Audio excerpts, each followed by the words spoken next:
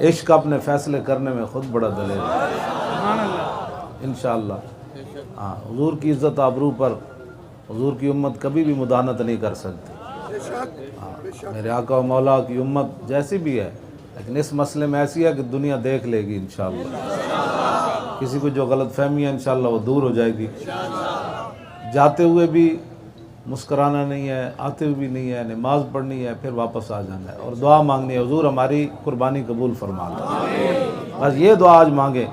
जाना तो वैसे भी है ना, 31 अक्टूबर 1929 में क्या हुआ। हाँ, उस वक़्त भी एक पहरेदार था और इस वक़्त पूरी दुनिया के साथ टक्कर लेने वाले जो अब पहरेदार हैं।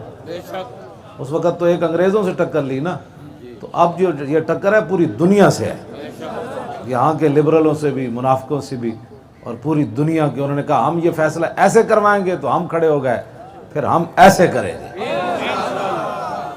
बात ख़त्म। क्या तुम अगर ऐसे फैसले करवा सकते हो तो हम भी ऐसे कर सकते हैं। ठीक है ना बात, बस इतनी बात है। आप नमाज की तैयारी करें, नमाज पढ़ने के बाद फिर इंशाअल्लाह काम है उनके ज़िक्र से, नमाज से पहले हुआ या बाद हुआ।